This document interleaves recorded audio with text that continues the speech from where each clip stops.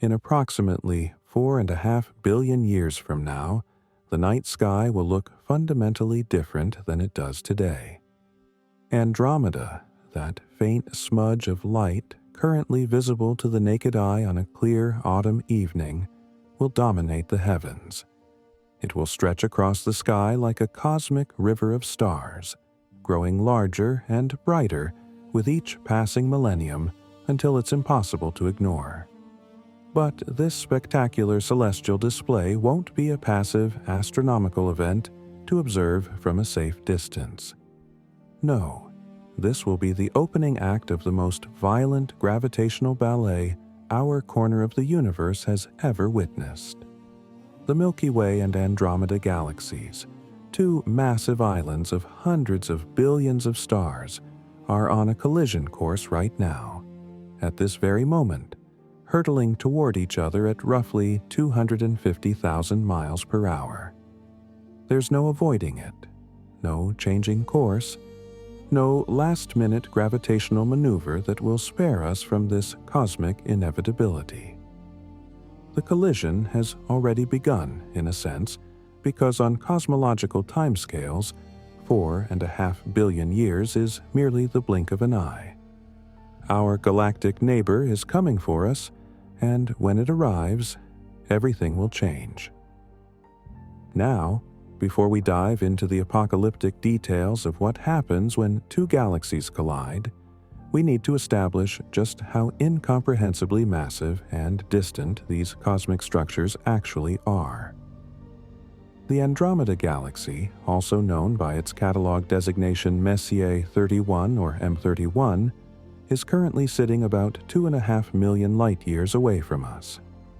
To put that in perspective, light traveling at its maximum cosmic speed limit of 186,000 miles per second takes 2.5 million years to traverse the space between our galaxies. If you could somehow board a spacecraft traveling at 1% the speed of light, which would be an absolutely extraordinary achievement by current technological standards, the journey to Andromeda would still take 250 million years. That's longer than the entire span of time since the first dinosaurs walked the Earth. The Milky Way itself is a barred spiral galaxy measuring roughly 100,000 light-years in diameter, containing somewhere between 200 and 400 billion stars, along with vast clouds of gas and dust, stellar remnants, and a supermassive black hole at its center, weighing in at approximately 4 million times the mass of our Sun. Andromeda is even larger, stretching about 220,000 light-years across with perhaps 1 trillion stars, making it the dominant member of our local group of galaxies. These aren't just large objects, they are among the largest gravitationally bound structures in the observable universe. The story of how we discovered this impending collision begins in the early 20th century, with one of the most important astronomical breakthroughs in history. For centuries, astronomers had observed faint, fuzzy patches of light scattered across the night sky. They called them nebulae, from the Latin word for cloud, and they assumed most of them were simply gas clouds within our own galaxy. But some astronomers suspected otherwise. In 1924, Edwin Hubble, working at the Mount Wilson Observatory in California, used the most powerful telescope of his era to resolve individual stars in what was then called the Andromeda Nebula. By identifying Cepheid variable stars, whose brightness fluctuates in a predictable pattern that reveals their distance, Hubble calculated that Andromeda was roughly 900,000 light-years away. This was a significant underestimate by modern standards, but it was far enough to prove beyond any doubt that Andromeda was not a cloud within the Milky Way, but an entirely separate galaxy. This single observation fundamentally changed our understanding of the universe. We were not living in a cosmos consisting of one giant galaxy containing everything that exists, but rather in a universe filled with countless galaxies, each containing billions of stars, stretching as far as our telescopes could see. The universe was suddenly, dramatically, incomprehensibly larger than anyone had imagined. But Hubble's contemporary astronomer Vesto Slipher had already made an even more peculiar discovery about Andromeda several years earlier. Working at the Lowell Observatory in Arizona, Slipher had been studying the spectra of various nebulae, including Andromeda, and he noticed something strange. When an object in space moves toward or away from us, the wavelengths of light it emits get compressed or stretched due to something called the Doppler effect. The same phenomenon that makes an ambulance siren sound higher-pitched as it approaches and lower-pitched as it recedes. For astronomical objects, we call this redshift when they're moving away, because their light shifts toward the red end of the spectrum, and blue shift when they're approaching, shifting toward blue. In 1912, Slipher measured Andromeda's spectrum and found it was blue shifted, meaning it was moving toward us at approximately 300 kilometers per second, or about 670,000 miles per hour. This was puzzling because Hubble's later work would show that most galaxies in the universe are redshifted, moving away from us as the universe expands. But Andromeda was different. It was coming closer. For decades, this remained merely an interesting curiosity, but as technology improved and measurements became more precise, astronomers began to understand the implications. Andromeda wasn't just drifting vaguely in our direction, it was on a direct collision course with the Milky Way, and there was absolutely nothing that could stop it. Modern observations using space telescopes, ground-based observatories, and sophisticated computer simulations have refined our predictions about this collision with remarkable precision.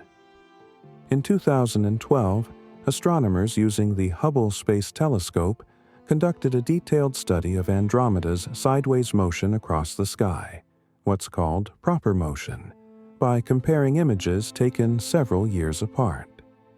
This is incredibly difficult to measure because even though Andromeda is moving at tremendous speed, it's so far away that its position in the sky changes imperceptibly slowly. It's like watching a distant airplane. Even if it's traveling at 600 miles per hour, it appears to crawl across the sky because of its distance. After careful analysis, the team concluded that Andromeda is indeed heading almost directly toward us, with only a slight sideways component to its motion. The collision is inevitable, and based on current trajectories and speeds, first contact will occur in approximately 4 to 4.5 billion years. Some studies suggest it could happen sooner, perhaps in 3.5 billion years, while others push it back to 5 billion, but the general consensus centers around 4.5 billion years from now. For those keeping track, that's about the same age as the Earth and the solar system today, a timescale so vast it's nearly impossible for human minds to truly comprehend. So, why is this happening? What cosmic force is dragging these two massive galaxies together? The answer is gravity. The same force that keeps you planted on the ground and the moon orbiting the Earth, but operating on a scale that defies imagination. Despite being separated by 2.5 million light-years, the Milky Way and Andromeda exert gravitational influence on each other. Gravity, unlike other forces, has infinite range. It never stops, it just gets weaker with distance.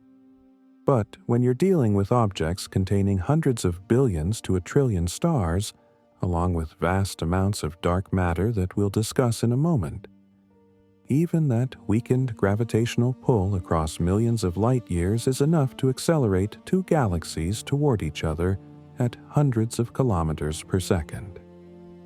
This isn't a new development either. The Milky Way and Andromeda have been falling toward each other since they formed, billions of years ago. When the universe was younger and these galaxies were just beginning to coalesce from primordial gas clouds, they were imprinted with certain velocities and positions based on the initial conditions of the Big Bang and the distribution of matter in their cosmic neighborhood.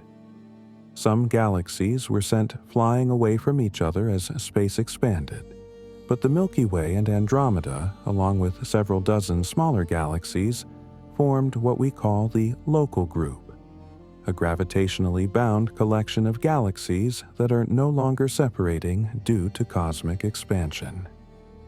Within this group, gravity dominates, and the two largest members, the Milky Way and Andromeda, have been locked in a gravitational dance for billions of years. There's another crucial component to this story that we need to understand, and that's dark matter. When astronomers measure the visible mass of a galaxy by counting its stars, gas, and dust, they find something deeply puzzling. The way galaxies rotate and move simply doesn't match the gravity we'd expect from their visible matter alone. Stars in the outer regions of spiral galaxies orbit far too quickly. According to the laws of physics as we understand them, they should be moving more slowly, or they should be flung out into space entirely. The only explanation that makes sense is that galaxies are surrounded by enormous halos of invisible matter that we can't detect directly, but whose gravitational effects are unmistakable. We call this dark matter, and it appears to make up roughly 85% of all matter in the universe. Normal matter, the stuff that makes up stars, planets, you, me, everything we can see and touch, is only about 15%. The rest is dark matter, and we still don't know exactly what it is. Leading candidates include exotic subatomic particles that interact only through gravity, but despite decades of searching, we haven't directly detected dark matter particles yet. What we do know is that it's there, and it plays a dominant role in the structure and behavior of galaxies. When we talk about the Milky Way and Andromeda colliding, we're really talking about their dark matter halos colliding first. These halos extend far beyond the visible disks of the galaxies, reaching out hundreds of thousands of light years into space. In fact, it's possible that the outermost edges of the Milky Way's and Andromeda's dark matter halos are already interacting right now, even though the visible galaxies are still millions of light years apart. To understand exactly what's going to happen during this collision, astronomers have created extraordinarily detailed computer simulations. These aren't simple animations. They're sophisticated physics simulations that track the positions and velocities of millions or even billions of individual particles representing stars, gas clouds, and dark matter over billions of simulated years. The computers running these simulations solve complex gravitational equations thousands or millions of times per second, calculating how each particle affects every other particle, updating positions and velocities, and gradually revealing how the collision will unfold.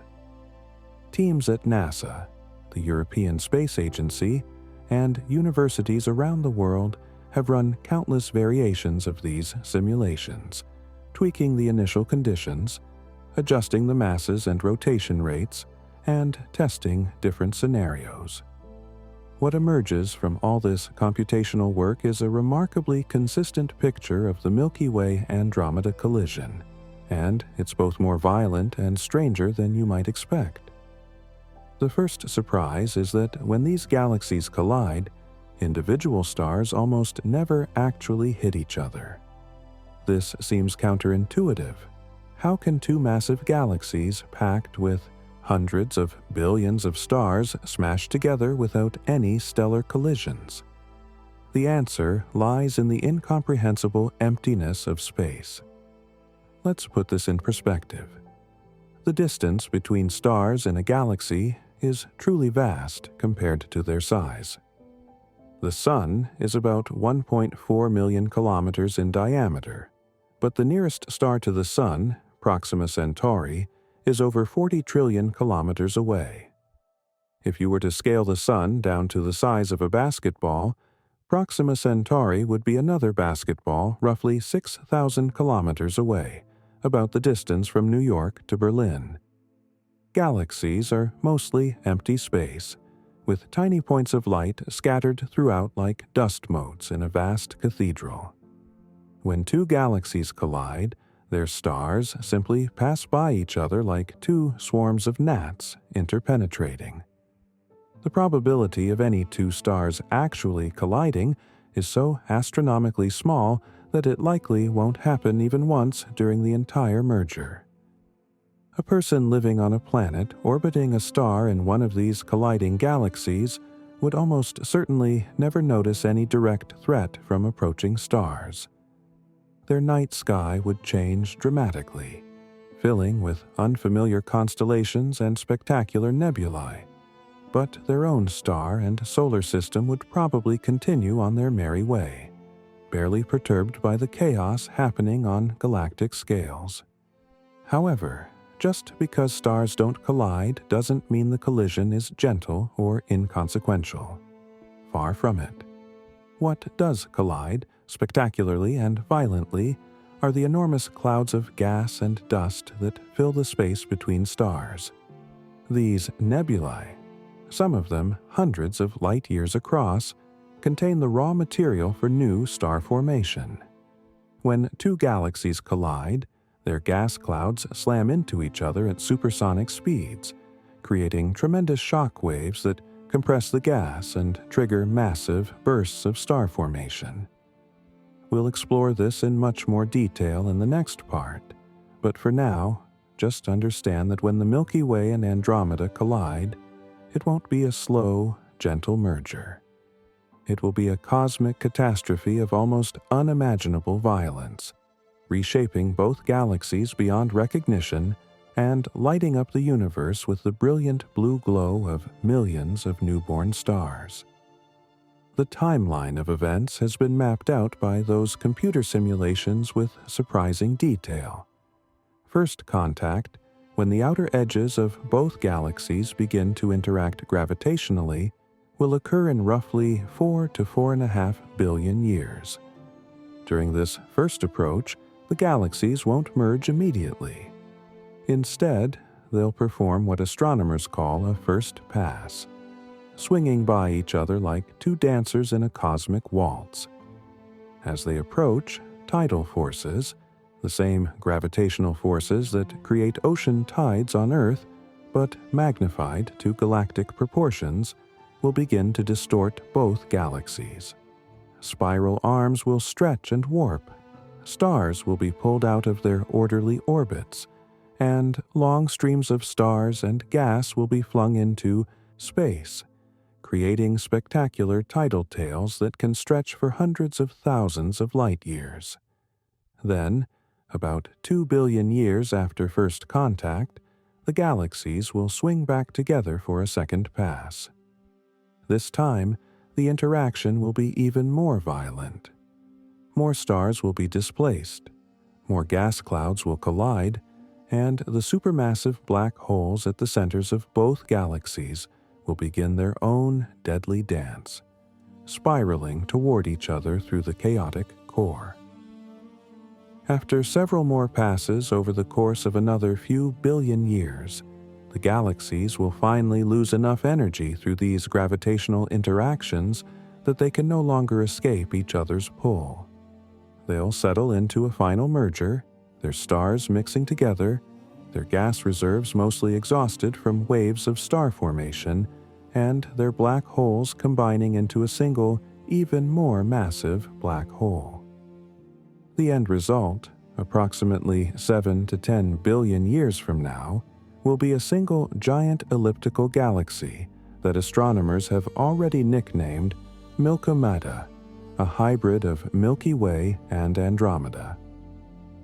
The first pass between the Milky Way and Andromeda will be unlike anything our solar system has experienced in its entire 4.5 billion year history. As the two galaxies approach each other, still separated by hundreds of thousands of light years, but close enough for their gravity to really start taking hold, something remarkable begins to happen. The neat, orderly spiral structures that define both galaxies, those elegant arms of stars and gas sweeping through space like cosmic pinwheels, start to distort. It begins subtly at first, a slight elongation here, a gentle warping there. But as the galaxies draw closer, the tidal forces become more pronounced. Tidal forces, for those unfamiliar, arise from the fact that gravity weakens with distance. The side of a galaxy facing its approaching neighbor feels stronger gravitational pull than the far side, and this difference in gravitational strength across the galaxy's diameter literally stretches it like taffy. Stars on the near side are tugged harder toward Andromeda than stars on the far side, and this differential pull tears at the fabric of the galaxy itself. Within a few 100 million years of first approach, both galaxies will develop long, sweeping tidal tails, streams of stars pulled out of their original orbits and flung into intergalactic space. These tails can extend for hundreds of thousands of light years, creating vast arcs and bridges of stars connecting the two galaxies. We have observed this phenomenon in other colliding galaxies throughout the universe. Spectacular examples like the antennae galaxies or the mice galaxies, where the tidal tails are so prominent they dominate the entire appearance of the system. The Milky Way and Andromeda will follow the same path, their beautiful spiral arms shredded and reformed into something far more chaotic and violent. But the real action happens when the gas clouds collide. Unlike stars, which pass by each other like ghosts in the night, gas clouds are substantial. They contain atoms and molecules, dust particles, and magnetic fields. And when two of these clouds from different galaxies meet, they don't just slide past each other. They collide, and they collide hard. These gas clouds are moving at hundreds of kilometers per second relative to each other, far faster than the speed of sound in the interstellar medium. When they impact, they create shock waves, violent compressions that heat the gas to thousands or even millions of degrees. The shock waves propagate through the clouds like ripples on a pond, compressing the gas as they go.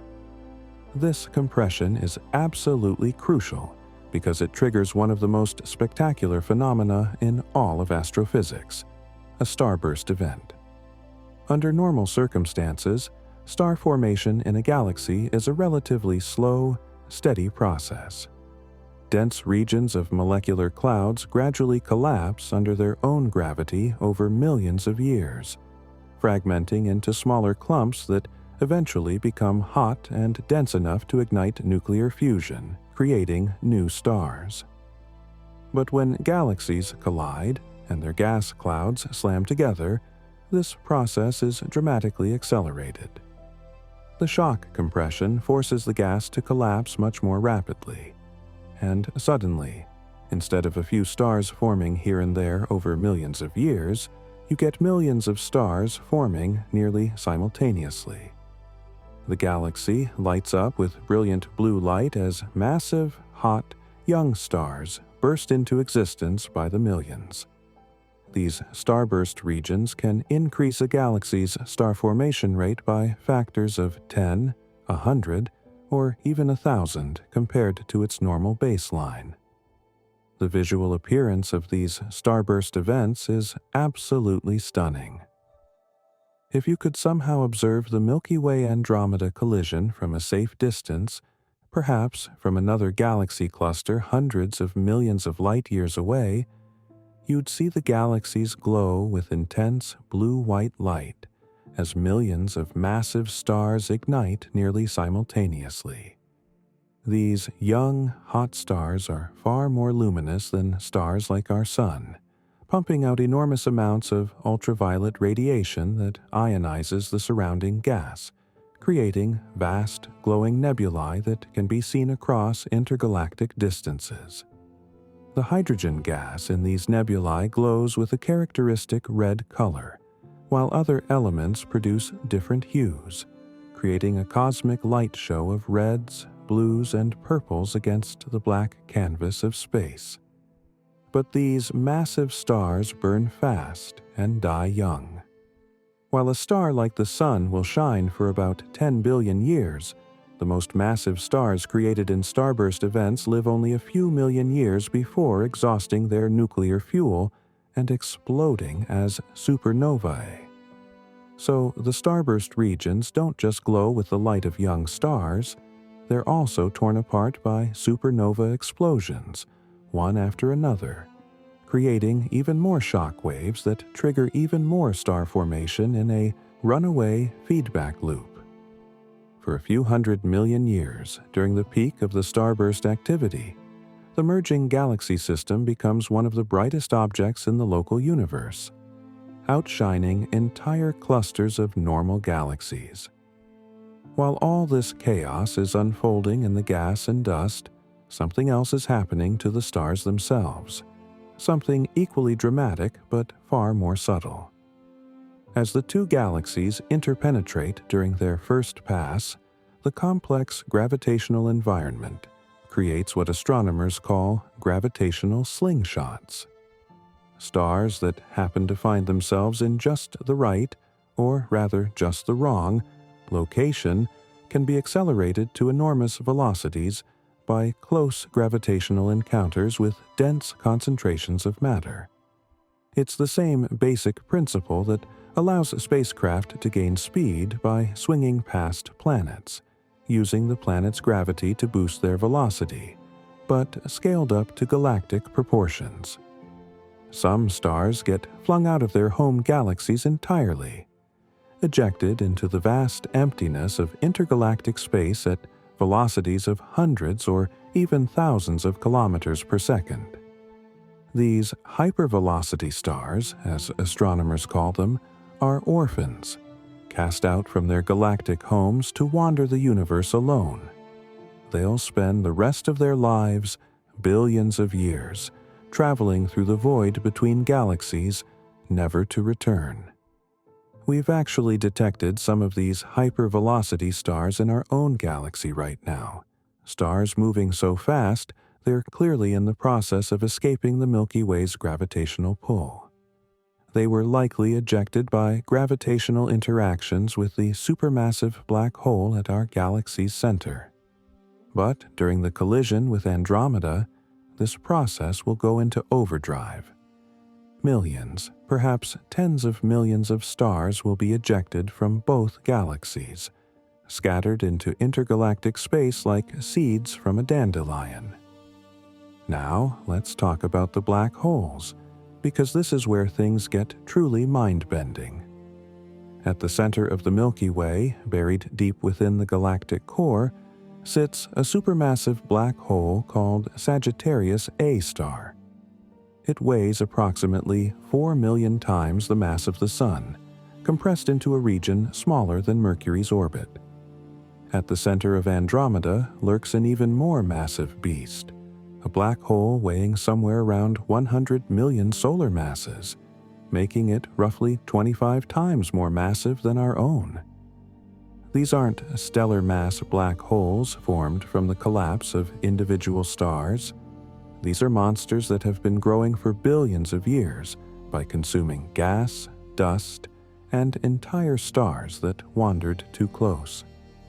When the Milky Way and Andromeda collide, these two supermassive black holes will eventually find each other. And what happens next is one of the most extreme events the universe can produce. At first, during the initial passes, the black holes remain at the centers of their respective galaxies, too far apart to directly interact. But as the galaxies lose energy through tidal interactions and begin to merge, the black holes start a slow spiral toward each other. This process takes billions of years because the black holes have to plow through vast clouds of stars and gas, and each gravitational interaction saps a tiny bit of energy from their orbits, causing them to slowly sink toward the center of the merged galaxy. Eventually, after countless orbits getting smaller and tighter, the two black holes will enter what's called the final parsec problem, a stage where they're orbiting each other at a distance of about 1 parsec, or roughly 3 light years. At this point, something fascinating happens. The black holes are now close enough that they're emitting gravitational waves, ripples in the fabric of space-time itself that carry away energy.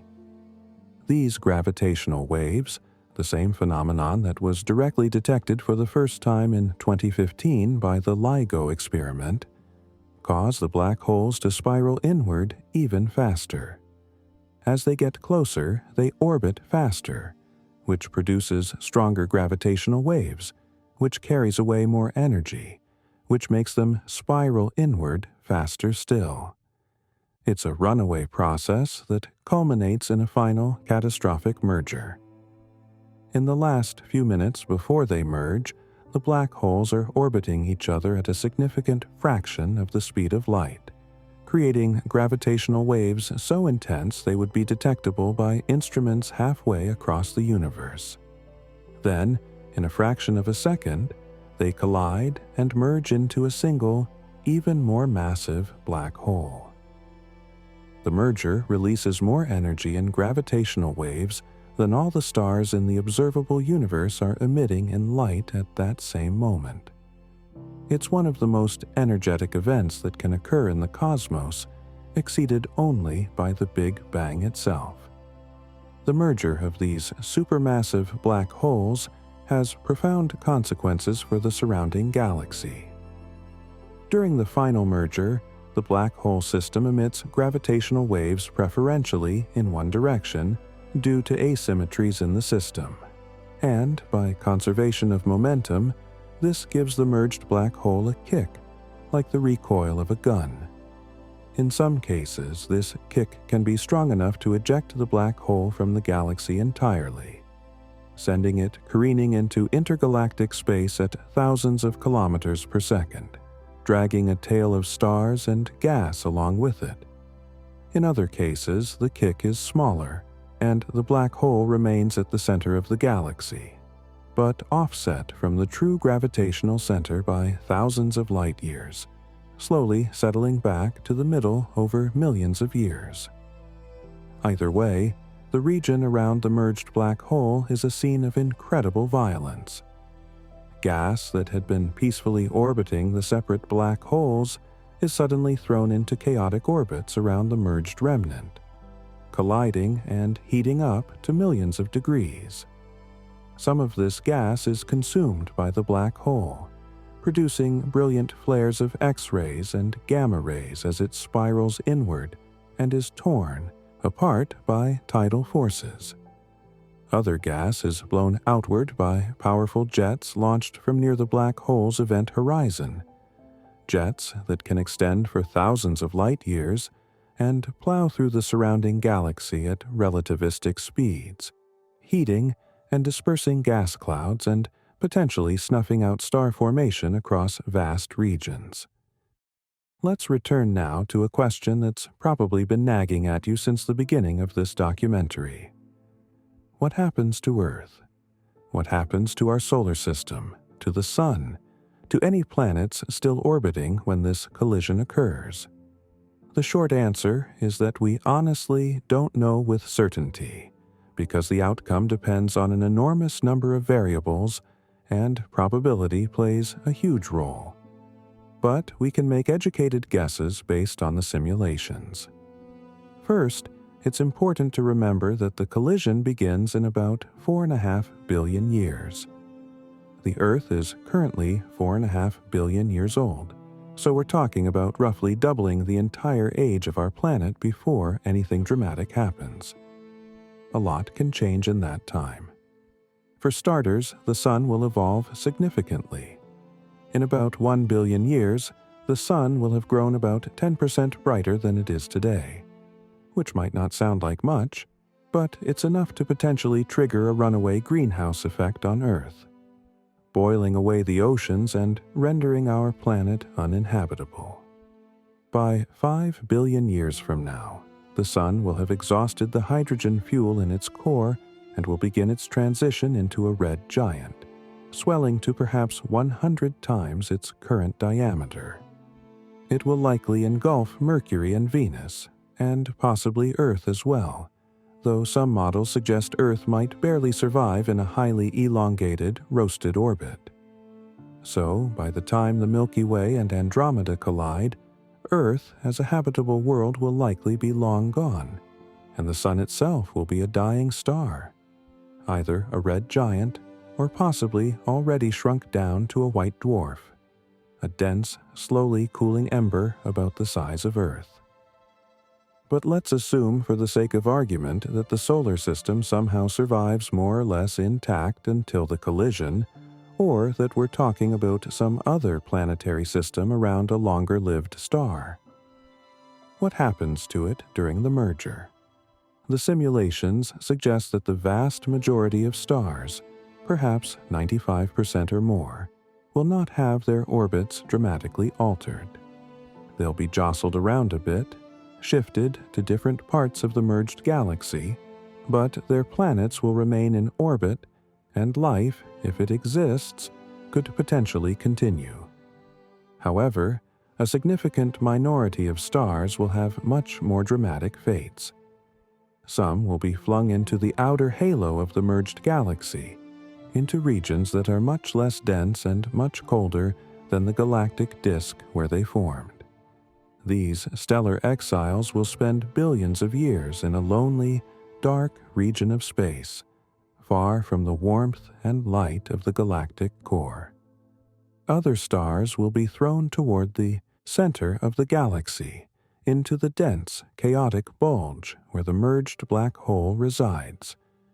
This is a much more dangerous environment, with frequent gravitational interactions, high levels of radiation from the active galactic nucleus, and a higher likelihood of close encounters with other stars that could disrupt planetary orbits. And then there are the hypervelocity stars we discussed earlier, the unlucky few that are ejected from the galaxy entirely. If the Sun were to become a hypervelocity star, Earth, assuming it still exists, would be carried along with it into intergalactic space. The night sky would gradually darken as the familiar stars of the Milky Way receded into the distance, until eventually the only light in the sky would be the faint glow of distant galaxy clusters, each one millions of light years away. It would be a cold, lonely existence, drifting through the void with no galactic home.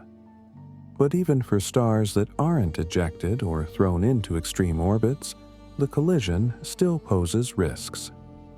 During the starburst phase, when millions of massive stars are forming and then exploding as supernovae, the level of high-energy radiation in the galaxy increases dramatically. Gamma rays and X-rays from supernovae and from gas falling into the central black hole flood the galactic environment.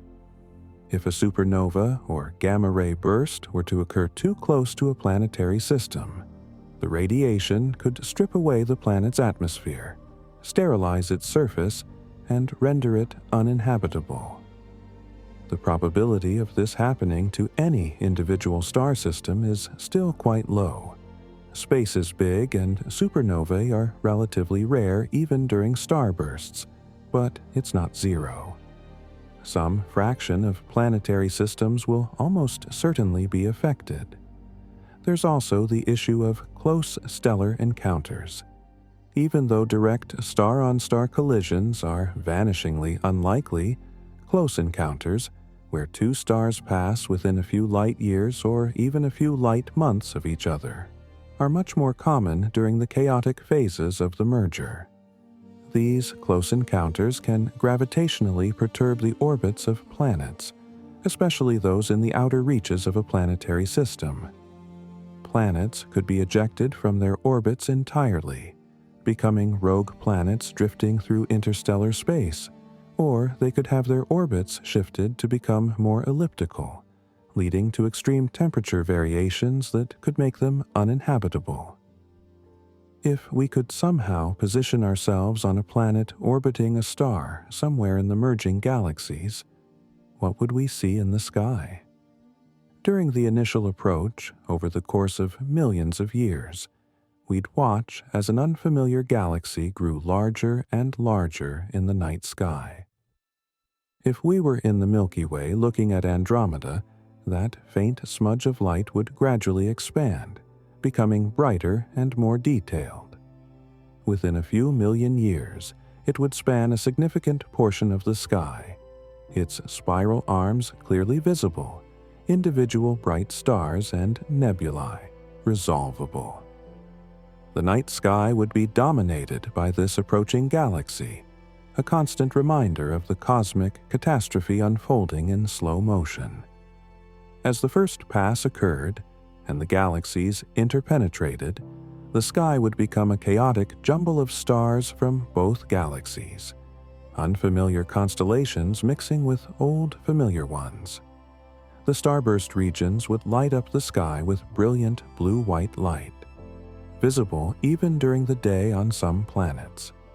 Vast, glowing nebulae, ionized by the intense radiation from millions of young stars, would stretch across the heavens in reds, greens, and blues, far brighter and more spectacular than anything we see in Earth's night sky today. The Milky Way band that we see today, that faint river of light arching across the sky, would be replaced by something far more dramatic, a sky absolutely packed with stars, glowing gas clouds, and the bright cores of the merging galaxies. It would be simultaneously beautiful and terrifying, a cosmic light show signaling the end of the galaxies as we know them. Between the first and second pass, there would be a period of relative calm, at least by the standards of galactic collisions. The two galaxies would swing away from each other, separated once again by hundreds of thousands of light years. The starburst activity would die down somewhat as the gas clouds that collided during the first pass exhausted their fuel. But the damage would already be done. Both galaxies would be visibly distorted, their spiral arms shredded, vast tidal tails of stars stretching out into space. And then, after about 2 billion years, gravity would pull them back together for a second pass. This time, the collision would be even more violent because the galaxies would have lost energy during the first encounter, meaning they wouldn't swing past each other as cleanly. They'd plow deeper into each other's cores, triggering even more intense starbursts, ejecting even more stars into intergalactic space, and pushing the supermassive black holes closer together. The night sky during this phase would be absolute chaos. Stars from both galaxies would be completely intermixed, the galactic structure almost entirely destroyed, replaced by a churning, seething mass of stars and gas. Additional passes would occur over the next several billion years, each one further eroding the distinction between the two galaxies, until finally they would settle into a single, merged system. The second pass marks the point of no return. After this, the galaxies have lost so much orbital energy through tidal interactions that they can no longer escape each other's gravitational pull. They're locked together, doomed to merge completely. Over the next few billion years, the stars from both galaxies will mix thoroughly, like two swarms of bees merging into one. The gas reservoirs, already largely depleted by waves of star formation during the collision, will be mostly exhausted. Without gas to form new stars, the merged galaxy will gradually age, its population shifting from young, blue, massive stars to old, red, low-mass stars. The beautiful spiral structure that characterized both the Milky Way and Andromeda will be completely destroyed, never to return. In its place will be a giant elliptical galaxy, a roughly spherical or football-shaped collection of stars with little internal structure, no spiral arms, no prominent disk, just a smooth distribution of mostly old stars slowly orbiting the merged supermassive black hole at the center. This is Milkomeda, the final product of one of the most violent events our corner of the universe will ever witness. 7 billion years from now, give or take a billion, the violence will finally subside. After multiple devastating passes, after waves of starburst activity that lit up the local universe, after countless stars were flung into the intergalactic void and planetary systems were disrupted beyond recognition, the Milky Way and Andromeda will finally merge into a single entity. The chaotic dance will be over, replaced by something altogether different. What emerges from this cosmic catastrophe is a galaxy unlike either of its parents. Gone are the elegant spiral arms, the rotating disk of stars and gas, the organized structure that took billions of years to develop. In their place stands a massive elliptical galaxy, a roughly egg-shaped distribution of stars with no discernible internal structure beyond a dense core and a more diffuse halo. Astronomers have already given this future galaxy a name, Milkomeda. It's a somewhat uninspired portmanteau of Milky Way and Andromeda, but it serves its purpose. Milkomeda will be one of the largest galaxies in the local group, containing somewhere around 1 trillion stars or more, depending on how many smaller galaxies get swept up in the merger along the way.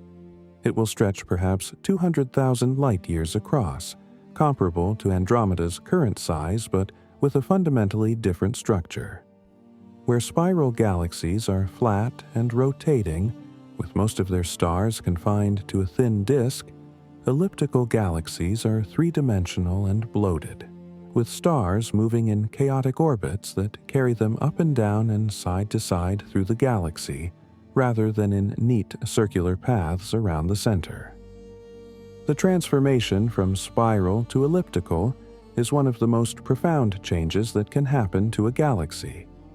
Spiral galaxies are young and vibrant, constantly forming new stars from vast reservoirs of cold gas, their blue spiral arms marking regions of active star formation where massive young stars are being born. Elliptical galaxies, by contrast, are old and dead, at least in terms of star formation. They're sometimes called red and dead galaxies because they're dominated by old, cool, reddish stars, with little to no ongoing star formation. The reason for this dramatic difference comes down to gas. Star formation requires cold molecular gas, the raw material that collapses to form new stars. Spiral galaxies have lots of it, stored in vast clouds scattered throughout their disks.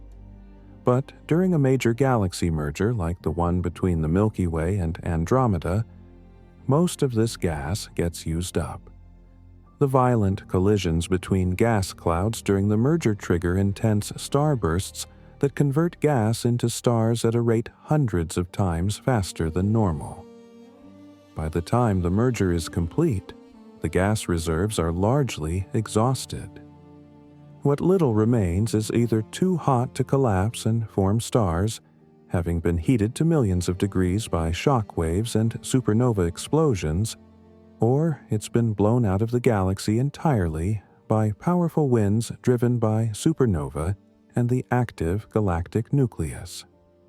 Without cold gas, star formation grinds to a halt, and the galaxy enters a period of slow decline as its stellar population ages. the stars that remain in Milkomeda will be on bizarre new orbits, completely different from the orderly circular paths they followed in their original galaxies. During the merger, each close gravitational encounter between stars, gas clouds, and dark matter clumps added a little randomness to stellar orbits, deflecting them this way or that, speeding them up or slowing them down. After billions of years and countless encounters, the cumulative effect is complete chaos. In a spiral galaxy, if you pick a random star, it's probably moving in roughly the same direction as all its neighbors, orbiting the galactic center in a nice, organized fashion. In an elliptical galaxy, if you pick a random star, it could be moving in almost any direction. Some stars will have highly elliptical orbits that carry them from the outer halo deep into the core and back out again. Others will have more circular orbits but tilted at steep angles relative to any preferred plane. There's no organized rotation, no sense of structure, just a swarm of stars moving every which way, held together only by their mutual gravitational attraction. This randomization of orbits is what gives elliptical galaxies their bloated, three-dimensional appearance. Without a preferred plane of rotation, stars spread out in all directions, creating a roughly spherical distribution rather than a flat disk. Now, let's talk about the centerpiece of Milkomeda, the merged supermassive black hole. As we discussed in the previous section, the black holes at the centers of the Milky Way and Andromeda will eventually spiral together and merge in a cataclysmic release of gravitational wave energy. The product of this merger will be a single black hole with a mass of roughly 104 million times the mass of the Sun. Assuming both black holes contribute their full masses, and accounting for a few percent of mass energy radiated away as gravitational waves during the merger. This makes it one of the most massive black holes in the local group, a true monster lurking at the heart of Milkomeda. For a while after the merger, perhaps for a few 100 million years, this black hole will be extraordinarily active. Gas that was orbiting the separate black holes before the merger is suddenly thrown into chaotic new orbits, and much of it will spiral inward toward the merged black hole. As this gas falls inward, it forms what's called an accretion disk, a swirling maelstrom of superheated matter spiraling down toward the event horizon. Friction within the accretion disk heats the gas to millions of degrees, hot enough to emit torrents of X-rays and ultraviolet radiation. The black hole becomes what astronomers call an active galactic nucleus, or AGN, one of the brightest objects in the universe. For a brief period in cosmic terms, Milkomeda will shine as brightly as a quasar, a galaxy whose core outshines the entire rest of the galaxy combined, visible across billions of light-years of space. But this phase doesn't last. As the black hole consumes the available gas, the accretion rate drops and the AGN dims. Within a few 100 million to a billion years after the merger, most of the easily accessible gas will have been consumed or blown away, and the black hole will settle into a much quieter state, accreting only small amounts of gas from the occasional star that wanders too close or the slow trickle of material from stellar winds. By the time Milkomeda has fully settled into its final elliptical form, the central black hole will be largely dormant, a sleeping giant waiting for some future influx of gas to wake it up. This dormancy is actually the normal state for supermassive black holes. Most of them, including the one at the center of the Milky Way right now, are relatively quiet, accreting gas at a slow rate and emitting only modest amounts of radiation. The spectacular quasar phase is a brief anomaly, triggered by major galaxy mergers or other events that funnel large amounts of gas toward the central black hole. Once that gas supply is exhausted, the fireworks end, and the black hole goes back to sleep. The structure of Milkomeda will be fairly simple compared to the complex architecture of spiral galaxies. At the center will be a dense core, a spherical region perhaps a few thousand light-years across, where stars are packed much more tightly together than in the solar neighborhood today. In the core, the average distance between stars might be a few light months rather than a few light years, making the night sky on any planet in this region absolutely spectacular, packed with bright stars visible even during the day. Surrounding the core will be the main body of the galaxy, a gradually thinning distribution of stars extending out to 100,000 light-years or more from the center. And beyond that, a diffuse halo of stars, globular clusters, and dark matter extending several 100,000 light-years into space. There will be no spiral arms, no prominent disk, no regions of active star formation lighting up the galaxy with the blue glow of young stars. Just a smooth, featureless distribution of mostly old, reddish stars slowly growing dimmer as they age. It's a grim picture in some ways, a galaxy that has exhausted its creative potential and is slowly fading into senescence. But it's also a natural part of the life cycle of galaxies, a fate that awaits most large galaxies in the universe eventually. So, what happens to the Sun during all of this? What happens to our solar system, assuming any remnant of it still exists by the time the merger is complete?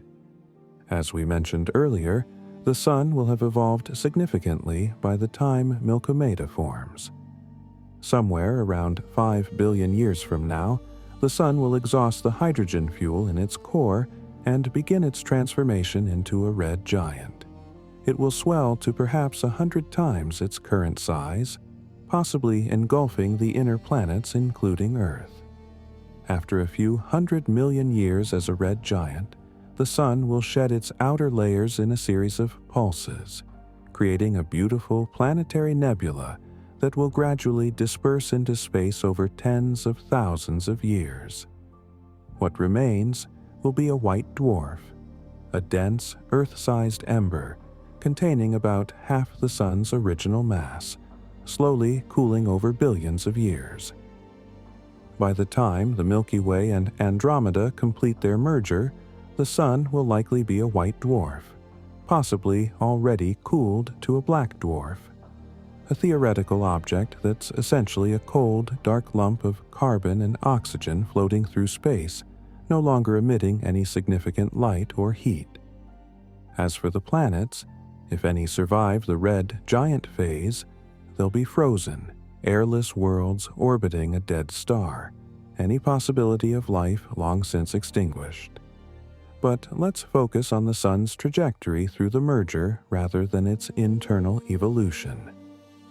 Computer simulations that track the motions of individual stars during galaxy mergers show a wide range of possible outcomes, and the Sun's fate will depend heavily on exactly where it is and what velocity it has when the collision begins. Currently, the Sun is located about 26,000 light-years from the center of the Milky Way, roughly halfway out in the galactic disk, in what's called the Orton Arm, or Orion Spur, a minor spiral feature between two major arms. It orbits the galactic center at about 220 kilometers per second, taking roughly 230 million years to complete one orbit. By the time the merger begins, the Sun will have completed another 20 or so orbits, and its position could be almost anywhere in the galactic disk, depending on the details of its orbital evolution. If it happens to be on the side of the Milky Way facing Andromeda during the first pass, it will experience stronger gravitational perturbations than if it's on the far side. small differences in position and velocity can lead to dramatically different outcomes over the billions of years it takes for the merger to complete. The most likely outcome, statistically speaking, is that the Sun ends up somewhere in the main body of Milkomeda, neither in the dense core nor ejected to the outer halo or beyond. Simulations suggest that roughly 50 to 60% of stars from both galaxies will end up in this intermediate region. The Sun's orbit will be randomized, no longer confined to a flat disk but free to move in 3 dimensions, carrying it up and down through the galaxy on a chaotic path that might take it from the outer halo to within a few thousand light-years of the core and back again over the course of hundreds of millions of years. From the perspective of any planets still orbiting the Sun at this point, the night sky will have changed beyond recognition. The familiar constellations of Orion, the Big Dipper, the Southern Cross, all of them will have been scrambled by the merger. Stars that were once neighbors will be scattered across the galaxy, and new neighbors will have arrived from Andromeda, stars that followed completely different evolutionary paths in a different galactic environment.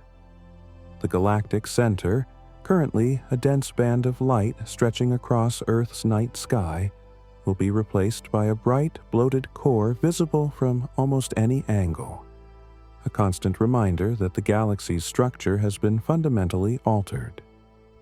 There's also a significant chance, maybe 20 to 30%, that the Sun ends up in the outer halo of Milkomeda, a lonely region far from the galactic center where stars are sparse and the night sky is dark. Stars in the halo don't follow neat orbits around the galactic center, but instead move on highly elliptical paths that carry them far above and below the main body of the galaxy. If the Sun is kicked into the halo, any remaining planets will spend most of their time in a cold, dark region of space where the galaxy itself is a distant glow, and the brightest objects in the sky are other galaxies millions of light-years away. It's a melancholy fate, but not necessarily a dangerous one. The Sun will continue to shine, at least until it exhausts its fuel and becomes a white dwarf, and any planets will continue to orbit, undisturbed by the galactic chaos that played out billions of years earlier. There's even a small chance, perhaps 5 to 10%, that the Sun is ejected from the galaxy entirely during the merger, becoming a hypervelocity star racing through intergalactic space at hundreds or thousands of kilometers per second.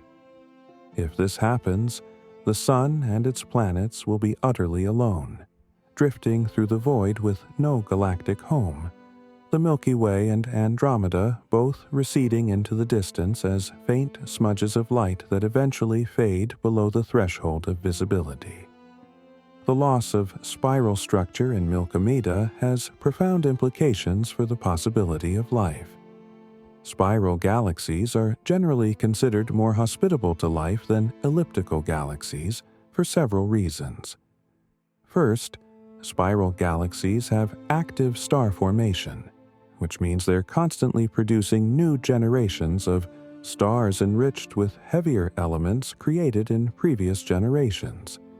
These heavier elements, things like carbon, oxygen, nitrogen, iron, and silicon, are essential for building planets and for life as we know it. The first stars that formed in the universe were made almost entirely of hydrogen and helium, with only trace amounts of heavier elements. It took multiple generations of stars living, dying, and exploding as supernovae to enrich the interstellar medium with the elements needed to build rocky planets and organic molecules. Spiral galaxies, with their ongoing star formation, continue this process of chemical enrichment, creating environments where new planetary systems are more likely to be capable of supporting life. Elliptical galaxies, by contrast, have largely stopped forming stars, which means they're not producing new heavy elements at any significant rate. Any planetary systems that form in an elliptical galaxy will be composed of material from older stellar generations, which could be less enriched in heavy elements than newer systems in spiral galaxies. Second, spiral galaxies have well-defined habitable zones, not just around individual stars, but on galactic scales. The inner regions of a galaxy, close to the core, are dangerous places for life. The density of stars is much higher, which increases the risk of close encounters that could disrupt planetary systems. There's also more high-energy radiation from the active galactic nucleus, from supernovae, and from other violent events. The outer regions of a galaxy are safer in some ways, but they're also less enriched in heavy elements because star formation has been less active there over the galaxy's history. The so-called galactic habitable zone is thought to be an intermediate region, far enough from the core to avoid the worst of the radiation and gravitational disruptions, but close enough that the interstellar medium has been enriched with heavy elements from multiple generations of stars. In the Milky Way, the Sun is right in the middle of this galactic habitable zone, which is probably not a coincidence. In an elliptical galaxy like Milkomeda, the concept of a galactic habitable zone becomes much less clear because there's no organized structure, no well-defined core and disk. Stars are scattered throughout the galaxy in a more or less random distribution, and it's unclear whether any particular region is significantly safer or more enriched than any other.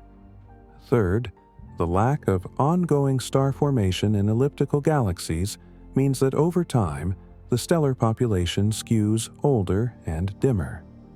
Massive, luminous stars that shine brightly and produce lots of ultraviolet radiation die off within a few million to a few hundred million years, leaving behind only lower mass stars that burn their fuel more slowly. Over billions of years, as more and more massive stars die and are not replaced, the average luminosity of stars in the galaxy decreases.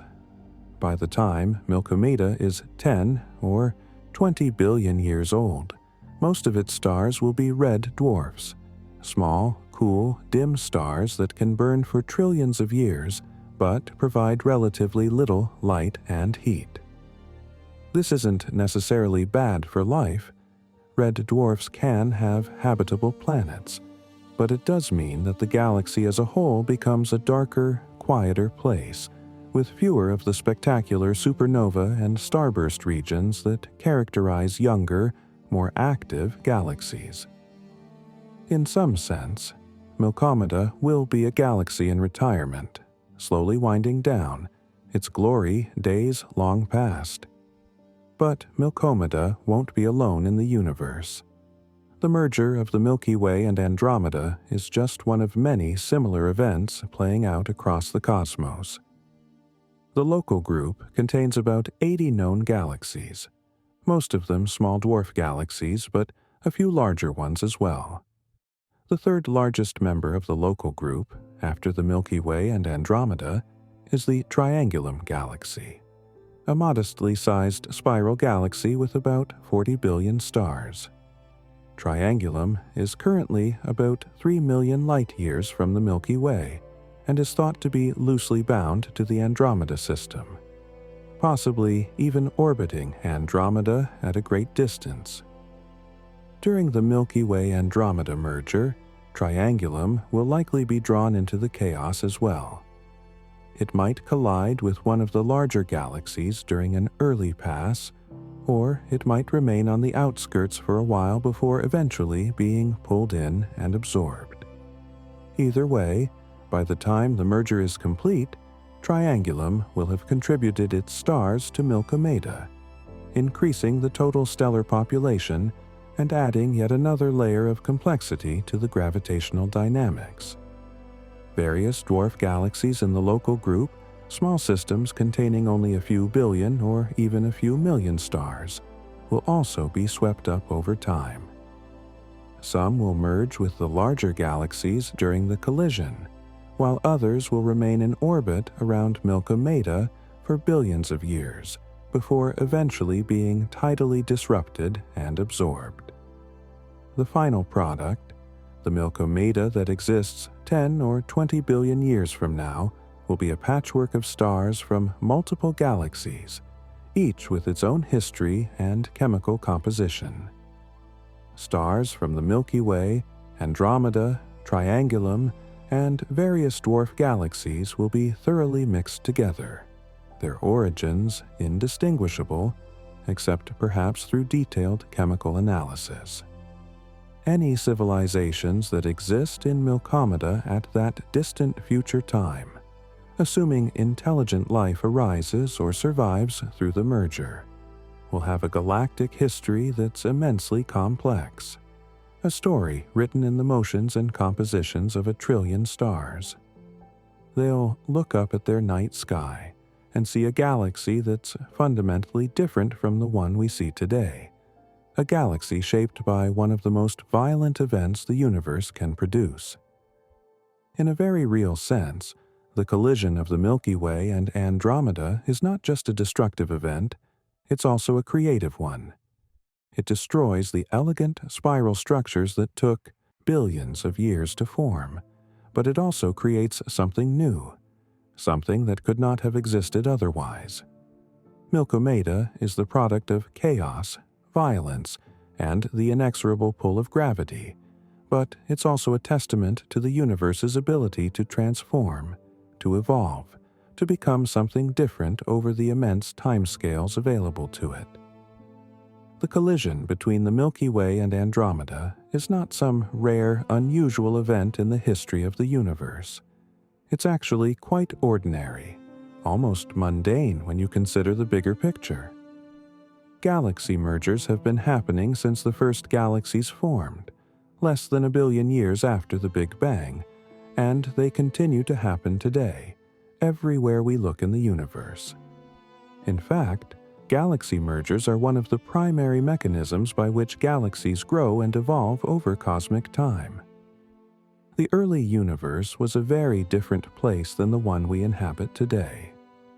Shortly after the Big Bang, matter was distributed fairly uniformly throughout space, with only tiny density fluctuations, quantum ripples that had been stretched to cosmic scales during the inflationary epoch. But gravity is relentless, and even tiny density differences eventually become significant. Regions that were slightly denser than average attracted more matter, becoming denser still, which attracted even more matter in a runaway feedback process that eventually produced the first stars and galaxies. These early galaxies were nothing like the massive spirals and ellipticals we see today. They were small, irregular, chaotic collections of a few million or billion stars, barely worthy of the name galaxy by modern standards. But they had one crucial property. They were numerous. The early universe was absolutely packed with these dwarf galaxies, and because distances were smaller back then due to the universe being more compact, collisions and mergers were extremely common. What we call hierarchical structure formation is the process by which small galaxies merge to form larger ones, which then merge to form even larger ones, and so on, building up the galaxy population over billions of years. The massive elliptical galaxies we observe today, the giants containing trillions of stars and weighing as much as 1,000 Milky Ways, didn't form all at once. They're the product of countless mergers over the entire history of the universe, accumulated through billions of years of gravitational cannibalism. Every large galaxy has a family tree, a merger history encoded in the motions and ages of its stars. And if we could somehow trace that history backward, we'd find that every galaxy is built from the remnants of dozens, hundreds, or even thousands of smaller galaxies that collided and merged over cosmic time. The Milky Way itself is no exception. Our galaxy has been merging with smaller galaxies throughout its history, and in fact, it's in the process of consuming several dwarf galaxies right now. The Sagittarius Dwarf Elliptical Galaxy, for instance, is being torn apart by the Milky Way's gravity as we speak, its stars slowly being absorbed into our galactic halo. The Magellanic Clouds, two irregular dwarf galaxies visible from the southern hemisphere, are thought to be on a collision course with the Milky Way and will likely merge with us in a few billion years, before the Andromeda collision even begins. When astronomers peer deep into space with powerful telescopes like the Hubble Space Telescope or the James Webb Space Telescope, they can observe galaxy mergers at various stages of completion throughout the universe. Some of the most spectacular and well-studied examples have become famous in astronomical circles. The Antennae galaxies, for instance, are two spiral galaxies caught in the act of colliding about 45 million light-years from Earth in the constellation Corvus. They get their name from the two long tidal tails of stars that extend from the main bodies of the galaxies, stretching out into space for hundreds of thousands of light-years, like the antennae of an insect. These tails were created by gravitational tidal forces during the galaxy's first pass, and they're still visible today, billions of years after the collision began. The cores of the Antennae galaxies are in the process of merging, creating intense starburst regions where millions of new stars are forming from the shocked and compressed gas clouds. Observations of the antennae have revealed over 1,000 bright, young star clusters, each one containing thousands or millions of stars that formed within just the last few million years. This is what the Milky Way and Andromeda will look like during the peak of their merger, a chaotic, violent system blazing with the light of newly formed stars. Another famous example is NGC 6240, an ultraluminous infrared galaxy about 400 million light-years away. NGC 6240 is the product of a merger between two disk galaxies, and it's currently in a very active phase.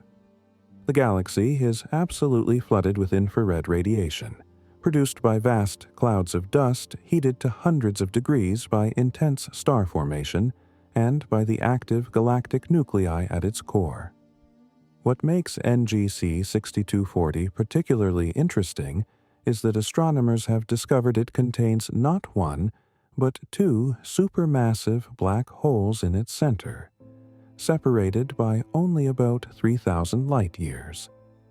These are the black holes from the two original galaxies, and they're currently in the process of spiraling together. Within a few hundred million years, they'll merge in exactly the way we described earlier, producing a burst of gravitational waves and creating a single, even more massive black hole. NGC 6240 gives us a preview of what Milkomeda will look like during the intermediate stages of the merger, after the galaxies have become thoroughly mixed, but before they've settled into their final elliptical configuration.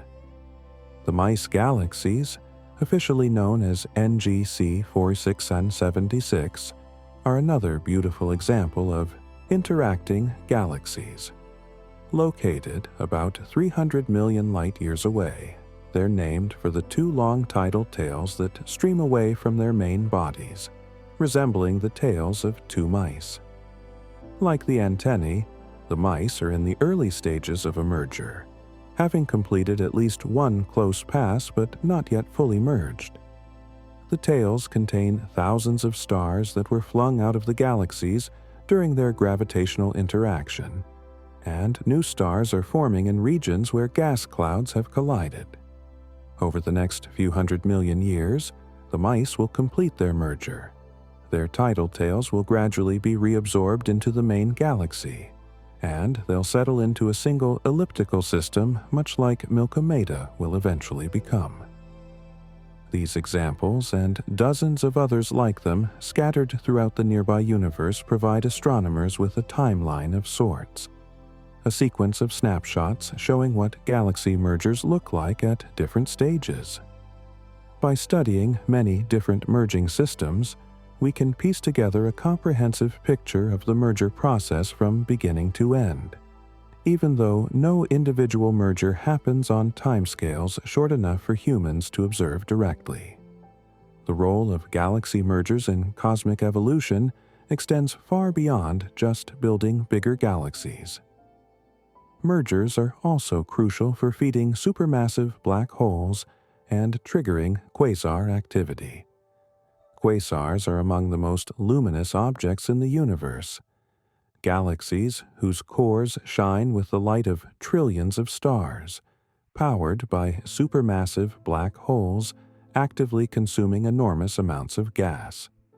Most quasars are found in the distant universe, corresponding to times billions of years in the past when the universe was younger and galaxy mergers were more common.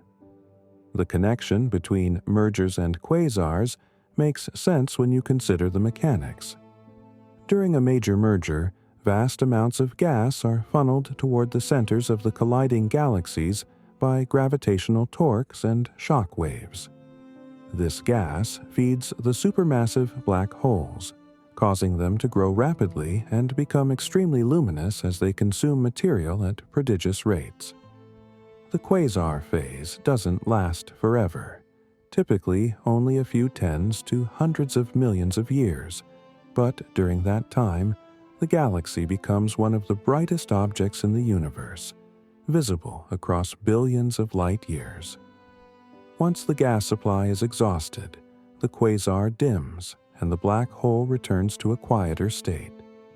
The supermassive black holes we observe in the centers of most large galaxies today, including the one at the center of the Milky Way, grew primarily through these merger-driven feeding frenzies during the first few billion years of cosmic history.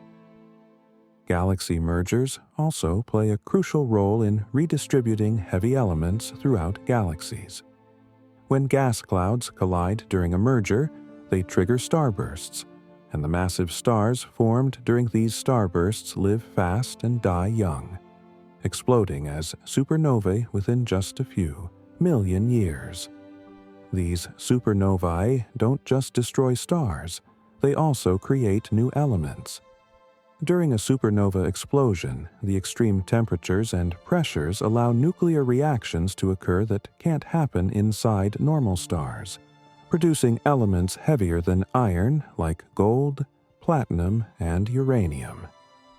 These newly created elements are then scattered into the surrounding interstellar medium by the expanding supernova remnant, enriching the gas and making it available for incorporation into future generations of stars and planets.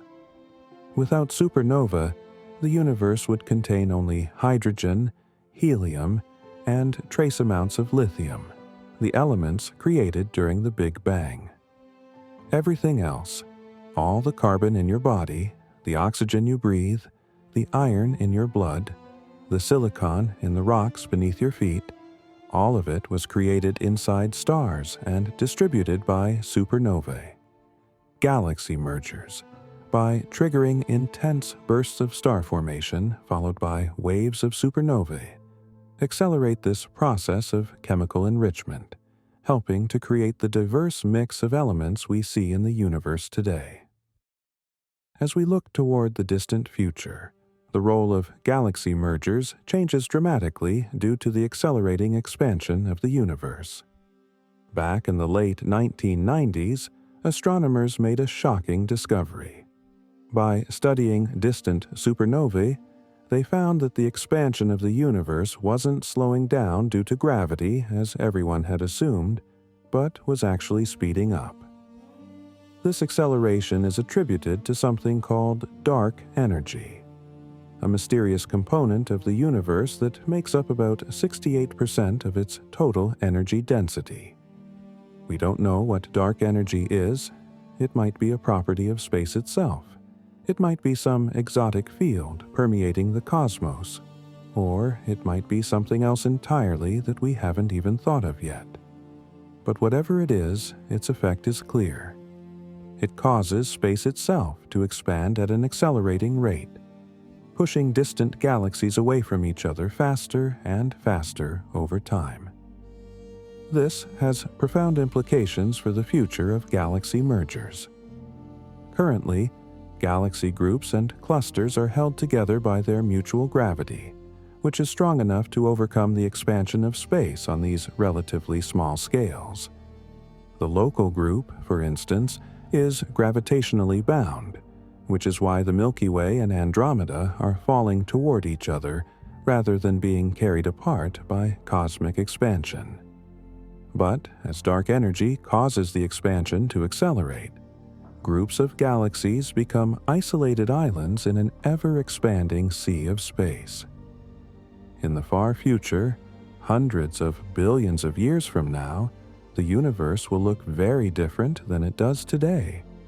Each galaxy group will have merged into a single giant elliptical galaxy, but these merged galaxies will be separated from each other by ever-increasing distances. The space between galaxy clusters will expand so much that galaxies in other clusters will become invisible, their light red-shifted to such long wavelengths that it becomes undetectable. Eventually, every galaxy cluster becomes a separate, isolated universe unto itself, completely cut off from all other clusters by the expansion of space. For civilizations that exist in this distant future, the observable universe will consist only of their own local galaxy group. They'll have no way of knowing that other galaxies exist elsewhere in the cosmos, because those galaxies will be beyond their cosmic horizon, forever unreachable and unobservable. The era of galaxy mergers will come to an end, not because galaxies stop colliding, but because there are no more galaxies close enough to collide with. The universe will enter a long, slow decline, with no new mergers to trigger star formation, no new stars to produce heavy elements, just slowly dying galaxies drifting apart in an eternally expanding void. But we're getting ahead of ourselves. That future is so far away, hundreds of billions or even trillions of years, that it's hard to even conceptualize. Let's return to a more immediate question. What does all this mean for life? Could life survive a galaxy merger? Could intelligent civilizations witness this cosmic event and live to tell the tale? The answer, surprisingly, is probably yes. Despite the violence and chaos of a galaxy merger, the direct physical danger to individual planetary systems is relatively small. As we've discussed throughout this documentary, stars don't actually collide during galaxy mergers. They pass by each other like ghosts. The probability of any two stars coming close enough to gravitationally disrupt each other's planetary systems is extremely low, probably less than 1 in a million even during the most violent phases of the merger. For the vast majority of stars, the merger means a change in galactic scenery, a shuffling of their orbits, but not direct destruction. Planets remain in orbit. Life, if it exists, can potentially continue. However, there are increased risks that could make life more difficult. The intense starburst activity triggered by the merger produces a flood of high-energy radiation from supernovae, gamma-ray bursts, and the active galactic nucleus. If a planet happens to be too close to one of these energetic events, the radiation could strip away its atmosphere or sterilize its surface, rendering it uninhabitable. There's also the psychological and philosophical impact to consider. Imagine being an intelligent civilization living through a galaxy merger. Over the course of millions of years, you'd watch as your familiar night sky is transformed beyond recognition. The constellations your ancestors used to navigate and create mythology around would slowly drift apart and be replaced by unfamiliar stars from another galaxy. The sense of permanence and stability that comes from looking up at the same stars generation after generation would be shattered. You'd be forced to confront the fact that your galaxy, your cosmic home, is not eternal, but is actively being destroyed and rebuilt on timescales that dwarf the entire history of your civilization. For a species that values stability and continuity, this could be deeply unsettling. On the other hand, it could also be inspiring. Witnessing one of the most spectacular cosmic events in the universe, seeing your galaxy transform in real time, could drive scientific and philosophical revolutions.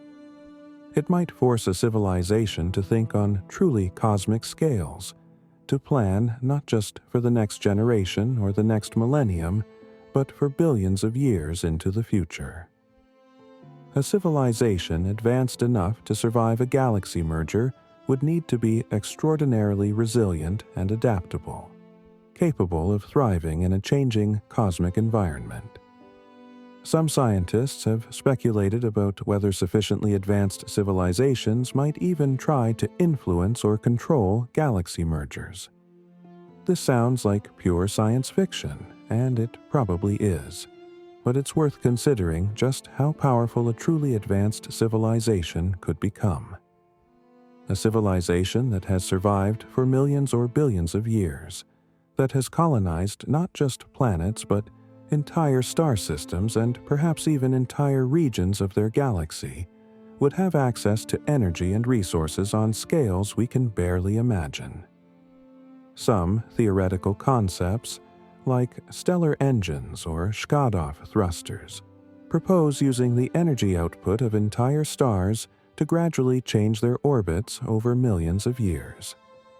In principle, a sufficiently advanced civilization could use such technology to move stars out of harm's way during a merger, relocating them to safer regions of the galaxy, or even ejecting them from the merger entirely to preserve them for the future.